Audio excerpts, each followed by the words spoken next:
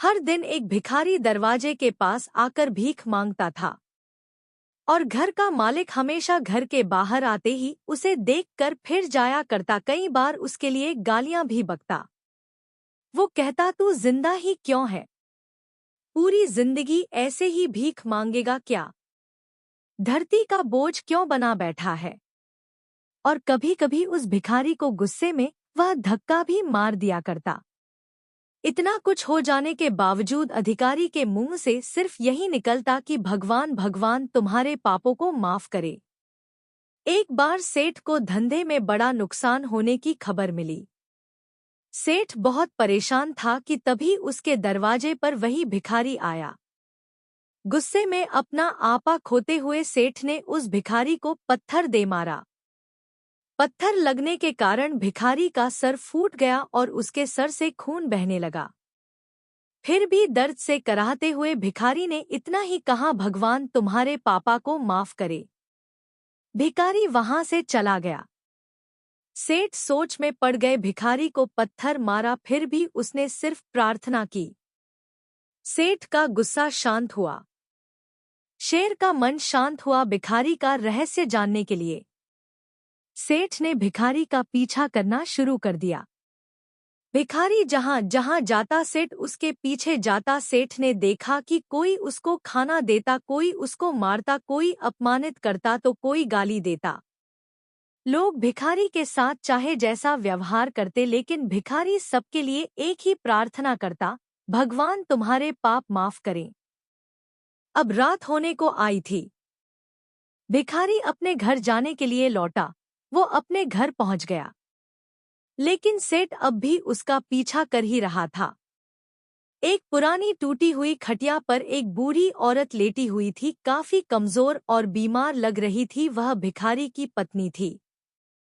अपने पति को वापस आता देख वह खाट से उठ खड़ी हुई। पत्नी ने अपने पति के भीख वाले कटोरे में देखा, उसमें सिर्फ आधी बासी रोटी थी। उसे देखकर वह बोली, आज बस इतना ही मिला? और हाँ, आपके सिर से खून निकल रहा है, ये चोट कैसे लगी? बूढ़ा भिखारी बोला, आज बस इतना ही मिला, किसी ने कुछ दिया ही नहीं। सबने गालियां दी और एक नए पत्थर भी फेंकना, इसीलिए मेरा सर फट गया। एक गहरी ठंडी सांस लेकर बूढ़ा भिखारी फिर से बोला, यह मेरे ही पापों का फल है। तुम्हें याद है, कुछ सालों पहले हम कितने अमीर थे? क्या कुछ नहीं था हमारे पास?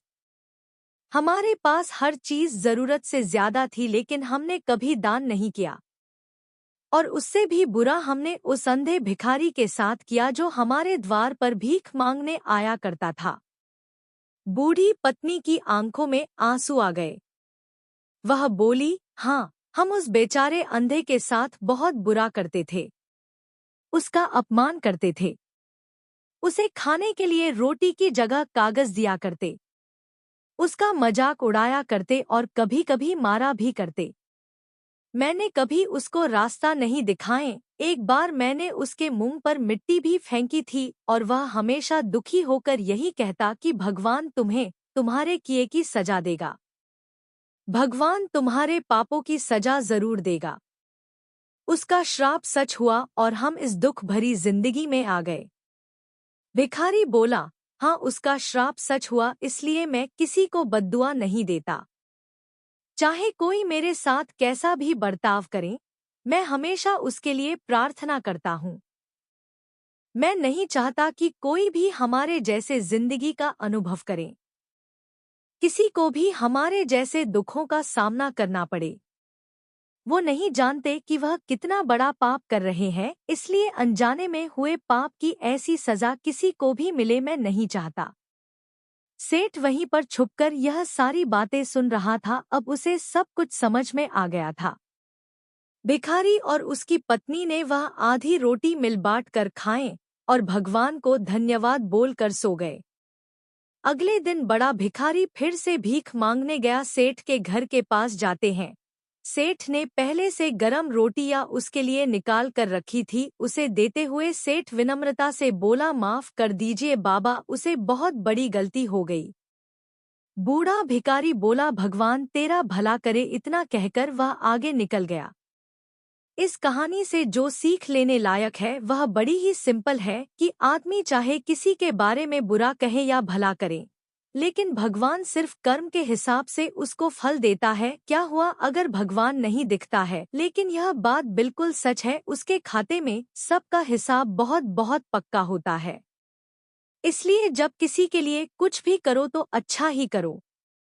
इस कहानी से हमें यह भी सीखने को मिलता है कि व्यक्तिगत बदलाव की आवश्यकता होने पर हम किस प्रकार से विचार कर सकते हैं और अपने कृत्यों को सुधार सकते हैं। सेठ ने अपने गुस्से को नियंत्रित किया और अपनी गलतियों की भी उपयोगी सीख ली, जिससे उसने अपने व्यवहार में सुधार किया और दूसरों के साथ अच्छा व्यवहार करना सीखा।